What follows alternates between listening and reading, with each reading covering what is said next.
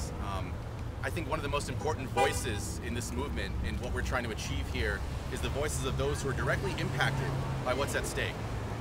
No better perspective than that. And so I wanted to now turn over to Pat Diaz, who is a member of the community here in Poughkeepsie and also a representative of an organization called Community Voices Heard. Thank you. Hi everybody, how you doing? I'm a little hoarse, please forgive me. Okay, about this minimum wage that they have now. Yeah, look at the camera. Oh, I'm sorry, I didn't realize that. Okay, minimum wage it's not enough to keep up with food and rent. More and more people are becoming homeless and going hungry. The cost of living has gone up so much that people are more and more forced to rely, especially people at work, on trying to stay working on food stamps, Section 8, and social service to stay afloat. And if you try to get help in there, I mean, even they're going through budget cuts where there's not enough people to even service the people that are in there who need help. I've worked all my life. I became disabled more than 10 years ago. It has been extremely difficult, even on a fixed income, trying to survive. And when you try to work, and I've always worked in between everything, there is a lot of discrimination, but they want you to work for minimum, close to nothing if you're disabled, if you're senior, because you cannot even stay afloat on these minimum wages with what you have. There's so much stipulation and junk you got to go through just to have something on the table, have a roof over your head. I feel that the $8.50 is a good start, but we can do better than this because we are Americans. We have to take care of our people.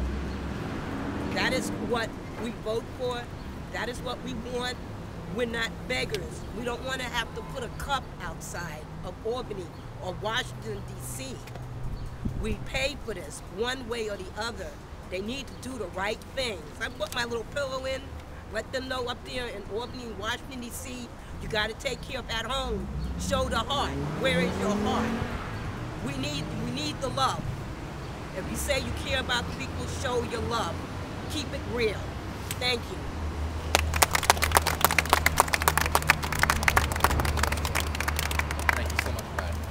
We're going to hear now from another elected official here locally in Poughkeepsie, the head of the City Council, Gwen Johnson.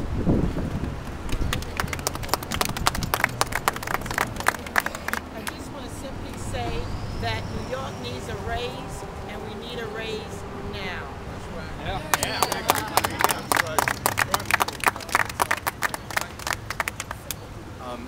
I wanted now to turn our attention to, like I mentioned earlier, we have a diverse group of folks here from various sectors, religious leaders, labor leaders, community leaders.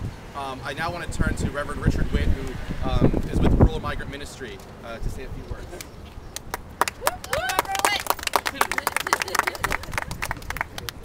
So on behalf of Rural Migrant Ministry, a statewide ministry representing close to 1 million people of faith across upstate New York, we stand in solidarity with this effort to increase the minimum wage.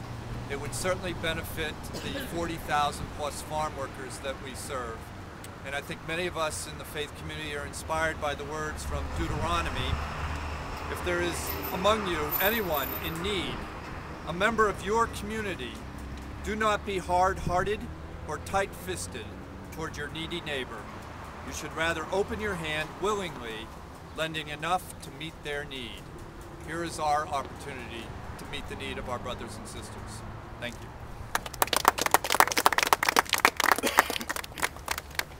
Thank you, Reverend Witt. We're now going to hear from a representative of organized labor here in the Hudson Valley, the coordinator of the Hudson Valley Area Labor Federation, Beth Soto. Good afternoon. My name is Elizabeth Soto, and I'm representing 113,000 union members in the Hudson Valley. And we stand in solidarity as well, asking that they pass the minimum wage.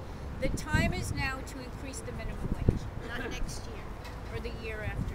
The good families of the Hudson Valley need that increase now. They can't afford to wait. I urge you to reach out to all elected officials and tell them to pass the minimum wage. Please call your elected officials and give them a story about possibly a neighbor, a family, a friend who's been struggling now. They finally found a job, but they really can't afford to put food on the table. Again, the time is now for New York to make the commitment to people with good-paying jobs. And if New York leads the way, hopefully other states will follow. Thank you. Thank you, Beth. And last but certainly not least, in terms of the speakers who are scheduled on the agenda, is Sandy Oxford, representing UFCW. Thank you. I am a proud UFCW member, but even with more unbridled pride, I had to be able to stand with this phenomenal coalition of individuals. Because he has never flinched away from standing with the working class in New York State. And that's an extraordinary thing, and we hope that the other members of the Assembly will stand with you in moving this forward. I would also like to say that this bill is very specific because women, African Americans, and Latinos are among the main beneficiaries since they are disproportionately represented by low wages in New York State. Raising the minimum wage is an important means to address the growing inequity in the state, and it's also a well-targeted way to address low-income families, many of which are our neighbors here in the Hudson Valley, Catskill region of New York State. Thank you. Finally, I wanted to give anyone an opportunity to say a few words. Anyone who hasn't spoken who would like to share.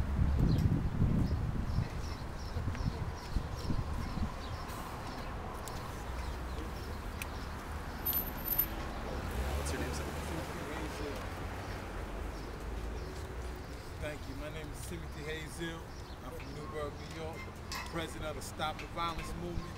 And we want to thank Frank for keeping his word. He said he would try to raise the minimum wage, and we'll see he's doing that. Often did you find politicians to stick to their word. And I want to thank Frank for being the man of his word. Thank you. Would anyone else like to come forward? If not, this concludes the press conference. Thank you, everyone, for coming. Thanks a lot.